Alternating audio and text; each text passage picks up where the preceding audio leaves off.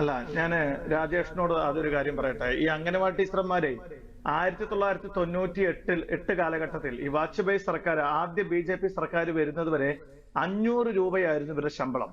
വാജ്പേയി സർക്കാരാണ് ഒറ്റയടിക്ക് 1000 രൂപ ഇവരുടെ ശമ്പളം കൂട്ടുന്നു. അങ്ങനെയാണ് ഇവര് 1000 എന്ന ആ 4 അക്ക സംഖ്യ ആദ്യമായി കാണുന്നത് ഇവിടുത്തെ NDA സർക്കാരാണ് ആദ്യമായി അവർ കൊടുക്കുന്നത്. അത് അന്ന് തന്നെ അത് വലിയ വാർത്തയായിരുന്നു. കാരണം 1000 രൂപ ഒറ്റയടിക്കാണ് കൂട്ടുന്നത്. എന്നിട്ട് അല്ല വർഷം അല്ല, ഞാൻ പറഞ്ഞു വന്ന അത് കഴിഞ്ഞ് നിങ്ങളാണ് ഭരിച്ചത്. അത് കഴിഞ്ഞ് നിങ്ങൾ 10 വർഷത്തോളം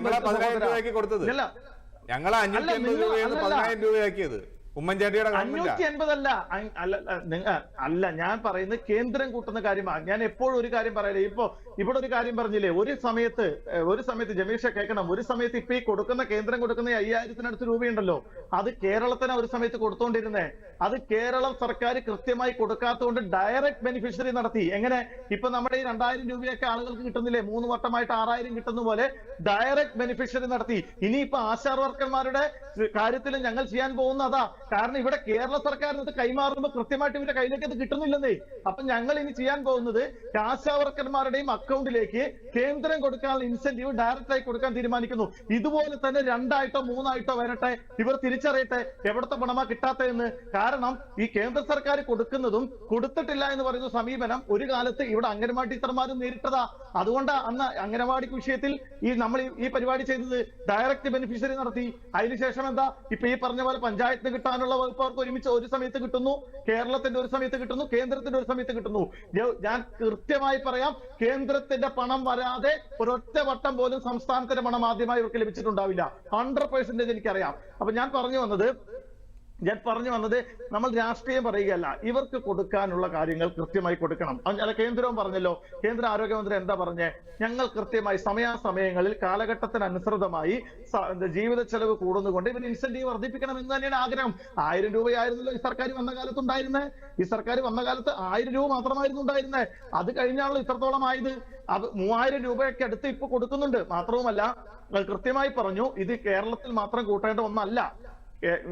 ഇൻസെന്റീവ് ഈ നമ്മൾ ആശാവർക്കർമാർക്ക് കൊടുക്കുന്നതായാലും അല്ലെങ്കിൽ കേന്ദ്ര അംഗനവാടി ടീച്ചർമാർക്ക് കൊടുക്കേണ്ടതായാലും അത് കേരളത്തെ മാത്രം ബാധിക്കുന്നില്ല. പക്ഷെ കേരള സർക്കാരിന് ചെയ്യേണ്ടതായ പലതുമുണ്ട്.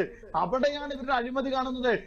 കൊടുത്ത പൈസ കൊടുക്കാത്തത് കിട്ടിയില്ല എന്ന് പറയുന്നു, കൃത്യമായ കണക്ക് കൊടുത്തിട്ടും വീണ്ടും ഉരുണ്ട് കളിക്കുന്നു. ഇപ്പൊ ഈ വീണ ജോർജിനെ ഇത്രത്തോളം ഉരുണ്ട് കളിക്കാൻ പഠിപ്പിച്ചത് ആരുടെ ക്യാപ്സൂൾ ആയാലും മലയാളി സമൂഹത്ത് കണ്ടുകൊണ്ടിരിക്കുക. ഈ സർക്കാരിന്റെ അവസാനത്തെ ആണിയും ഇവർ തന്നെ അടിച്ചുകൊണ്ടിരിക്കുകയാണെന്ന് ഞങ്ങൾ പറയും. ഇവർ എത്രയും പെട്ടെന്ന് ഈ ആശാവർക്കർമാരെയും അംഗൻവാടി ജീവനക്കാരെയും വിളിച്ച്, ഈ ആശാവർക്കറിലെ ഒരു അമ്മ പറയുന്നു കേട്ടോ, 21,000 ഒക്കെ ഞങ്ങളുടെ ഡിമാൻഡാണ്, പക്ഷെ നിങ്ങൾക്ക് എന്ത് ചെയ്യാൻ കഴിയുമെന്ന ചോദ്യത്തിന് മുമ്പിൽ ഇവർ പറഞ്ഞത് ഞങ്ങൾ പാപ്പരാണ്, സംസ്ഥാന സർക്കാരിന്റെ കയ്യിൽ ഒന്നും തരാനില്ല, 1 രൂപ കൂട്ടില്ല. 232 രൂപ കൊടുക്കുന്ന ഈ പണത്തിന്റെ ബുദ്ധിമുട്ടറിയാത്ത, ജീവിതത്തിന്റെ ബുദ്ധിമുട്ടറിയാത്ത, സ്വർണ്ണ തളികയിൽ ജനിച്ച, സ്വർണ്ണ പല്ല് വെച്ച് മാത്രം സ്വർണ്ണ പല്ല് വെച്ചിട്ടില്ല എന്നേ ഉള്ളൂ, ഒരു ജീവിത പ്രതിസന്ധിയും അറിയാത്ത വീണ ജോർജിനെ പോലെയുള്ള ആളുകൾ, മേക്കപ്പ് ഇട്ട് നടക്കുന്ന ഇത്തരം ആളുകൾ ഈ അമ്മമാരെ കണ്ടില്ലെന്ന് നടിക്കുമ്പോൾ അടുത്ത തെരഞ്ഞെടുപ്പിൽ ഇവർക്കുള്ള മറുപടി കേരളീയ ജനസമൂഹം കൊടുക്കുമെന്ന് അടിവരയിട്ട് പറയാൻ ഈ സമയം ആഗ്രഹിക്കുക. ഒരു കാര്യം പറയട്ടെ, അവര് ഒരു 500 രൂപ വെച്ച് നിങ്ങൾക്ക് ഞങ്ങൾക്ക് തരാം. 21,000 അവരെ ഡിമാൻഡ് വെച്ച് കൊടുക്കണ്ട, ഒരു 500 രൂപ വെച്ച് കൊടുക്കാലോ. ഞാൻ ഇപ്പോഴും പറയുന്നു, ആശാവർക്കർമാരെയും അംഗനവാടി ജീവനക്കാരെയും പരിഗണിക്കുമ്പോൾ അംഗൻവാടി ജീവനക്കാരാണ് 1975 മുതൽ ഇത് തുടങ്ങിയ ഒരു പ്രസ്ഥാനമാണ്. അവരെ പരിഗണിക്കണം, അതിനുശേഷം ആശാവർക്കർമാരെ പരിഗണിക്കണം. അംഗനവാടി ടീച്ചർമാർക്ക് കൃത്യമായ രീതിയിൽ അവരെ പരിഗണിക്കണം. കാരണം അവർ നല്ല രീതിയിൽ ഒരു കാലത്ത് പണിയെടുത്തവരാണ്.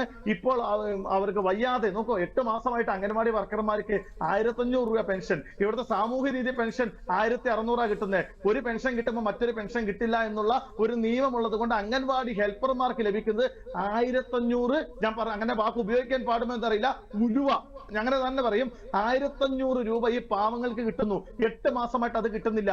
അതിലും ഭേദമല്ലേ ഇവർക്ക് ഇത് വേണ്ട എന്ന് പറഞ്ഞ് സാമൂഹ്യക്ഷേമ പെൻഷൻ കൊടുത്താൽ അത് കിട്ടിയില്ലെങ്കിലും 1600 കിട്ടുന്നുണ്ടെങ്കിലും പറയാലോ, 100 രൂപ കൂടുതൽ കിട്ടുമല്ലോ. ഈ ചെറിയ കുട്ടികളെ അവരെ കുളിപ്പിച്ചും അവർക്ക് വേണ്ട പ്രാഥമിക കർമ്മങ്ങളെല്ലാം ചെയ്തു കൊടുത്തും അല്ലെങ്കിൽ അവർക്ക് കഞ്ഞി വെച്ച് കൊടുത്തും പല കുട്ടികൾക്ക് അവർ വായിൽ വിളമ്പി ഊട്ടിക്കൊടുത്തും അല്ലെങ്കിൽ സ്വന്തം കുഞ്ഞുങ്ങളെ നോക്കുന്ന പോലെ രാവിലെ 9 മണി മുതൽ 3:30-4 മണി വരെ കുഞ്ഞുങ്ങളെ നോക്കി അവരുടെ മാതാപിതാക്കൾ വരുന്നത് വരെ അവിടെ കാത്തുനിന്ന് എന്തൊക്കെ ത്യാഗങ്ങൾ അനുഭവിച്ച അവരവിടെ ജീവിക്കുന്നത്. ഈ നമ്മുടെ കുഞ്ഞുങ്ങളെ അവരുടെ മക്കളെ പോലെ അവർ നോക്കുന്നത്.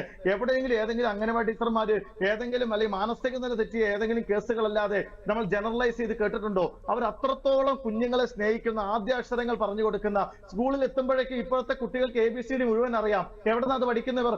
അംഗൻവാടിയിൽ നിന്ന് അവർ പഠിക്കുന്നത്. അപ്പൊ അംഗൻവാടി ജീവനക്കാരെ നല്ല രീതിയിൽ തന്നെ സർക്കാരുകൾ പരിഗണിക്കണം. കേന്ദ്രം അതിനുള്ള എല്ലാ കാര്യങ്ങളും ചെയ്യുമെന്ന് കേന്ദ്ര ആരോഗ്യമന്ത്രി പറഞ്ഞിട്ടുണ്ട്. ഞങ്ങൾ അത് ചെയ്തിരിക്കും. ഈ സർക്കാർ ഇനിയെങ്കിലും അഴിമതിയും കെടുകാര്യസ്ഥതയും ഉപേക്ഷിച്ച് ഒന്ന് ഉണരാൻ ഞങ്ങൾ ഈ സർക്കാരിന് വേണ്ടി പ്രാർത്ഥിക്കുന്നു.